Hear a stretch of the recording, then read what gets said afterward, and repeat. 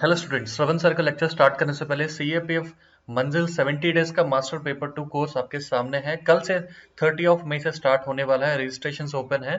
Details सब कुछ आपको डिस्क्रिप्शन के नीचे प्रोवाइड किया जाएगा। आप जो है ये कोर्स जरूर एनरोल कीजिएगा।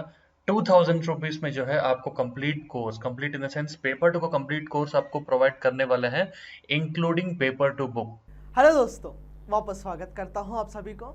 तो आज हम एक और इम्पॉर्टेंट टॉपिक हम पढ़ने जा रहा है, जिसे हम कहते हैं कास्ट सिस्टम इन इंडिया। ये ऐसा बहुत ही महत्वपूर्ण टॉपिक है। एग्जामिनेशन में पूछने का भी संभावना बहुत ज्यादा है और एग्जामिनेशन में ना सिर्फ आपको यह सिस्टम जो है वो एस्से में ही पूछेगा, पूछने का संभावना है हमारा आर्गुमेंट में भी, पूछने का संभावना है हमारा रिपोर्ट में भी। रिपोर्ट में कैसे मैं बताता हूं, ठीक है। यानी भारत में जाति व्यवस्था,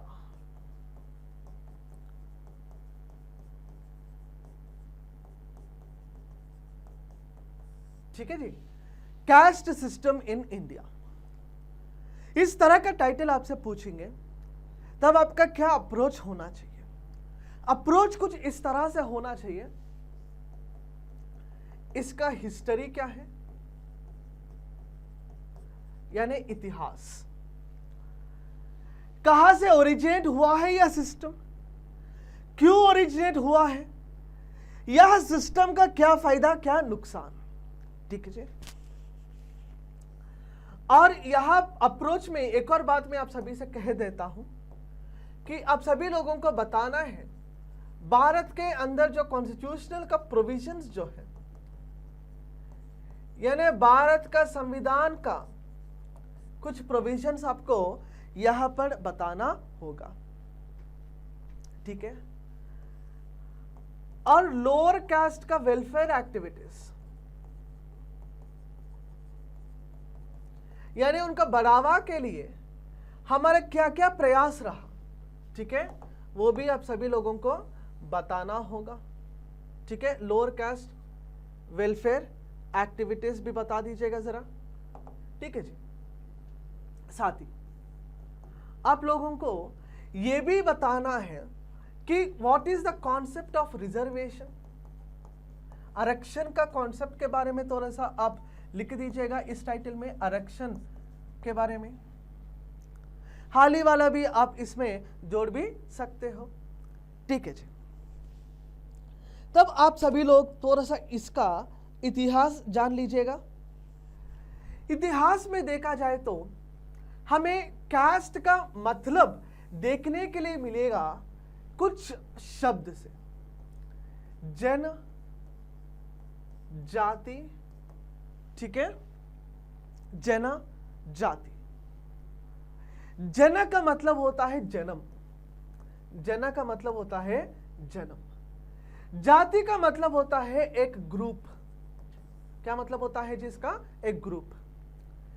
कहने का मतलब आपका जाति जो है वो आपका जन्म तय करेगा कि आपका जाति क्या है, ठीक है। Caste is determined by the birth, caste is determined by the concept of birth, ठीक है। और आप सभी लोगों को यहां पर समझना यह है कि इस कास्ट किस बेसिस पे डिवाइड किया गया है। कुछ लोग तो बोलते हैं कि ये पूर्व कालों से, पुण्य कालों से ये चल करके आ रहा है, लेकिन ऐसा नहीं है। यह सिस्टम जो है, यह व्यवस्था जो है, यह व्यवस्था को समझने के लिए आपको वैदिक काल में, वेद काल में जाना चाहिए। लेटर वैदिक पीरियड जिसे हम कहते हैं। लेटर वैदिक पीरियड में हुआ यह था कि अपने कास्ट सिस्टम को हमने डिवाइड किया है एक हायरार्की के हिसाब से, और उस हायरार्की के हिसाब से हमने ये कहा था कि ऑक्यूपेशन के हिसाब से हमें कास्ट सिस्टम हमें डिवाइड किया जाएगा। ऑक्यूपेशन यानी अपना अपना लोगों का अपना अपना एक ऑक्यूपेशन होता है, कुछ सोनार होता है, कुछ कॉबलर होता है, ऐसा कुछ, ठीक है। तब इस हायरार्की में सबसे ऊपर रखा गया है, सबसे ऊपर रखा गया है ब्राह्मण को। ठीक है जी। और ब्राह्मण का क्या ऑक्यूपेशन रहा? somebody who can teach, somebody who can preach the knowledge, जो भगवान के बारे में ज्ञान दे भी सकते हैं और भगवान का बहुत पास भी माना जाता है। somebody who is closest to the God, Brahmans. और जो ब्राह्मणों के बाद नेक्स्ट रेस में आने वाला कास्ट को, जाति को हम कहते हैं जी क्षत्रिय। क्षत्रिय यानी वह लोग हैं जो युद्ध के समय देश को बचाते हैं।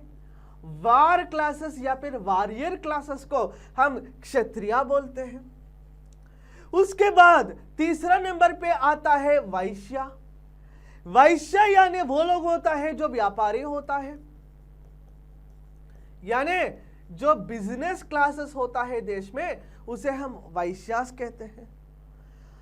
और इस स्ट्रक्चर में सबसे लास्ट में रहते हैं जी शूद्रा। सबसे लास्ट में रहते हैं जी शूद्रास। शूद्रास को हम कहते हैं जो ऊपर वाले 3 लोग होता है ना, उनको जो सेवा करते हैं ना, उन लोगों को हम शूद्रा मानते हैं। और भारत के अंदर शूद्रा को हम 2 तरह से बांटा जाएगा। एक तो होता है जी दलित और दूसरा होता है जी आदिवासी। एक तो होता है दलित और दूसरा होता है आदिवासी। दलित का मतलब होता है जो अभी फिलहाल के समय में जिसे हम कहते हैं एससी यानी शेड्यूल्ड कास्ट। आदिवासी यानी जो आज के समय में हम कहते हैं एसटी यानी शेड्यूल्ड ट्राइब्स। ठीक है जी। अब समझिएगा थोड़ा सा, भारत के अंदर अलग अलग जातियों का इज्जत देने के लिए, रिस्पेक्ट देने के लिए हमें एक रिजर्वेशन का भी कॉन्सेप्ट लाया गया था। ठीक है। और रिजर्वेशन के बारे में आप सभी लोगों को बताने से पहले यह कास्ट सिस्टम का जो रेलेवेंस है, वह रेलेवेंस को आप सभी लोगों को समझाने के लिए यहां पर हम ट्रेडिशनल थियोरी भी पढ़ाना पड़ेगा और साथ ही रेशियल थियोरी भी आप सभी लोगों को जानना चाहिए। क्या बोला जी? ट्रेडिशनल थियोरी भी आपको समझना चाहिए और रेशियल थियोरी भी आप सभी लोगों को समझना चाहिए। रेशियल थियोरी का एक बात किया गया है मजूमदार जी ने उन्होंने एक किताब लिखा है। वह किताब का नाम है races and culture in India. क्या बोला जी? Races and culture in India. Races and culture in India. इस किताब में मजूमदार जी ने यह कहा कि रेसिज्म का मतलब होता है एक रंग के रूप से, एक कलर के रूप से हमें अलग अलग जाति का डिवीजन कर सकते हैं। ठीक है। लेकिन वर्णा का जो सिस्टम है, अभी मैंने जो बताया था आपसे इससे पहले, यह जो सिस्टम है उस सिस्टम को हम कहते हैं जी वर्णा सिस्टम। उसे क्या कहते हैं जी? वर्णा सिस्टम, वर्णा पद्धति। वर्णा अलग है। वर्णा एक हायरार्की के हिसाब से कास्ट डिवीजन करते थे, लेकिन रेसिज्म का मतलब ये निकल करके आता है कि अलग अलग लोगों का एक रंग के हिसाब से, एक कलर के हिसाब से हमें बंटवारा किया जा सकता। लेकिन यह कलर का एक डिवीजन जो है, जो हम बता रहे हैं यहां पर ना, कलर का डिवीजन तो हमें भारत में देखने के लिए नहीं मिलेगा। क्यों नहीं मिलेगा जी?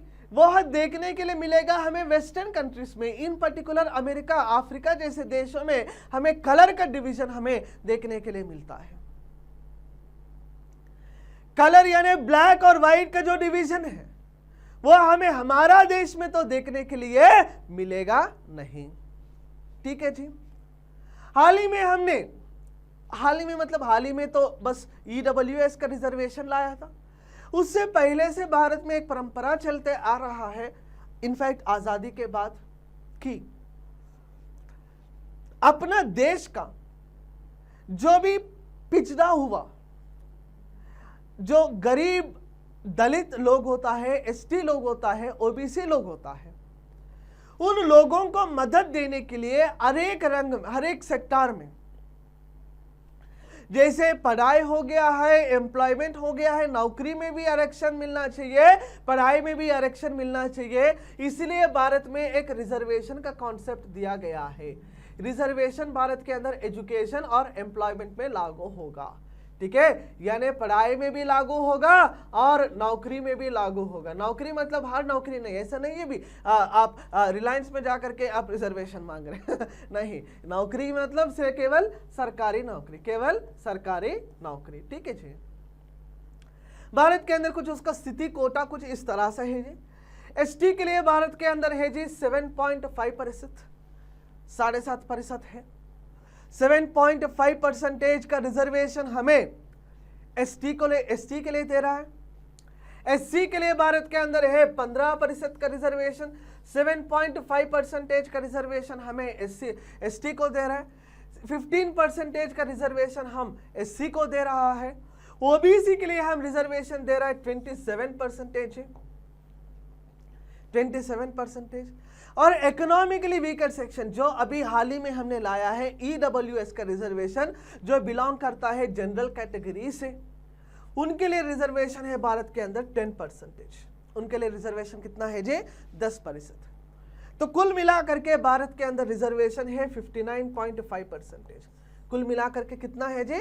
59.5% का रिजर्वेशन हमें भारत के अंदर देखने के लिए मिलेगा, ठीक है। एक सेकेंड,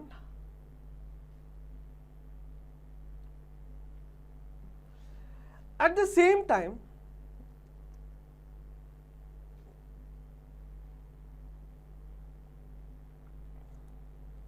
हाँ, अभी एक चीज आप सभी लोग समझ जाना, भारत के अंदर जो भी रिजर्वेशन का बात हम कह रहे हैं, इसका कुल मिला करके एक अप्रोच तो आप सभी लोगों को मिल गया है, लेकिन यह जो भी हमने बताया है वो काफी नहीं है। इसको थोड़ा सा और इस तरह से देख लीजिएगा जरा, एक सेकेंड। हाँ, इसको थोड़ा सा आप सभी लोग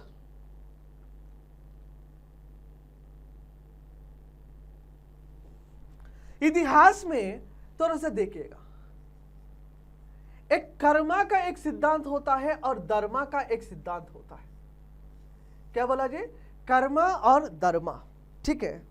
कर्मा और dharma doctrine explain the origin of the caste system. Karma क्या कहते हैं?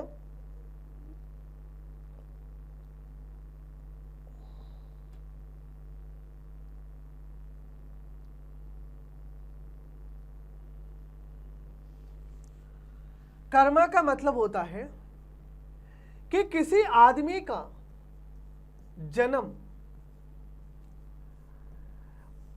यह तय करता है कि उनका पिछला हुआ जन्म में, पीछे हुआ जन्म में, पास्ट इनकारनेशन जिसे हम कहते हैं, उनका जो भी एक्टिविटीज है, उन एक्टिविटीज के वजह से ही इस बार का जन्म तय किया है। लेकिन धर्म का सिद्धांत यह कहता है कि किसी भी आदमी का जो जन्म है, किसी भी आदमी का जो जन्म है,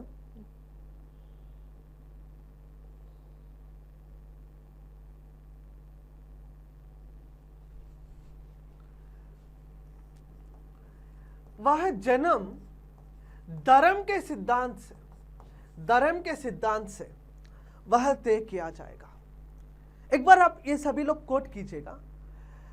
अकॉर्डिंग टू कर्मा, ऐसा लिखिएगा, according to karma, the birth of the person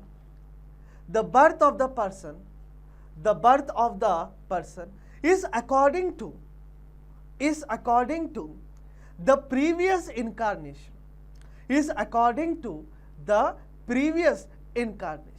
while according to dharma, according to dharma, according to dharma, according to dharma, the birth is according to, the birth is according to, the birth is according to the present, the birth is according to the present dharam altogether, the present dharam altogether, the present dharam altogether. ठीक है, एक बार ये diagram बना दीजिएगा मेरे साथ। Cast system आप सभी लोग लिखते वक्त आप सभी लोगों को उसका हायरार्की समझना चाहिए।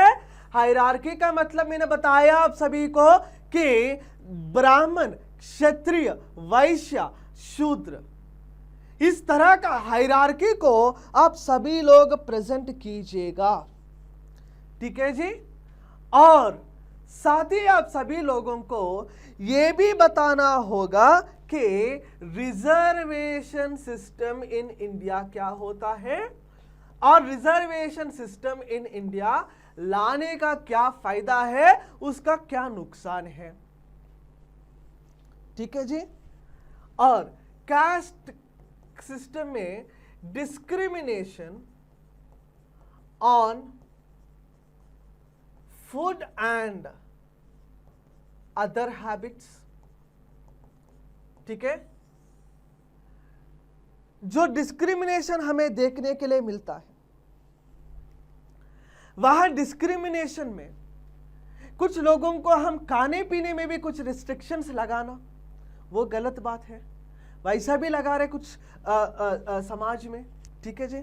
और साथ ही आप सभी लोगों को यह भी बताना है कि concept of purity and pollution, ठीक है, कुछ लोग मानते हैं कि SC, ST और अदर वीकर सेक्शंस को पकड़ने से वह इम्प्योर हो जाएगा। मतलब आज का बात नहीं, वो पहले का बात था। इम्प्योर होना है, पोल्यूट हो जाएगा, ये एक ठीक तरह का अप्रोच है नहीं।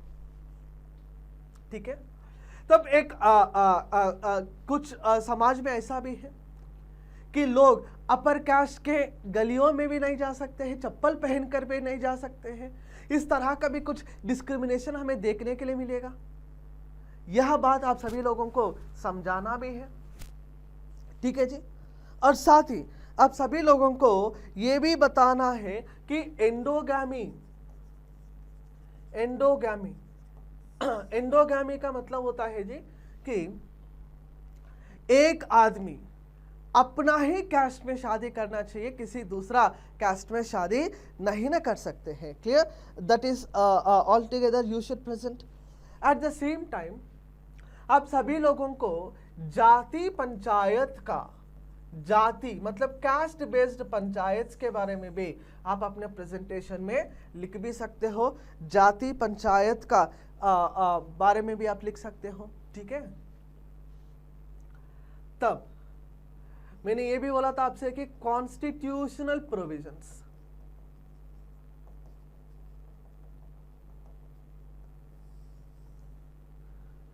कॉन्स्टिट्यूशनल प्रोविजंस कौन कौन सा है। ठीक है जी। यह प्रोविजंस बताते हुए आप सभी लोगों को अपना एसे खत्म कीजिएगा। मतलब इतिहास से शुरू करो, रिजर्वेशन तक ले जाओ, फिर हाल ही वाला समय में उनका पोजीशन किस तरह से, कुछ लीगल कुछ लॉस भी आप लिख सकते हो, अट्रॉसिटीज एक्ट्स वगैरह कुछ लॉस। Example atrocities act. ठीक है, ये भी आप अपने प्रेजेंटेशन में जोड़ सकते हो। हायरार्की को करो, रिजर्वेशन सिस्टम के करो, discrimination on food and other activities, endogamy क्या है, जाति पंचायत क्या है, कॉन्स्टिट्यूशनल प्रोविजन क्या है, प्यूरिटी एंड पोल्यूशन के बारे में आप लिख दीजिएगा। Clear guys? सो आशा करता हूं कि कास्ट सिस्टम के बारे में ऐसे पूछेंगे आपसे कि आपका क्या अप्रोच होना चाहिए, किस तरह से आप सभी लोगों को लिखना चाहिए, वो समझ में आप सभी लोगों को आ गया है। आज के लिए इतना ही। बहुत बहुत धन्यवाद। जय हिंद।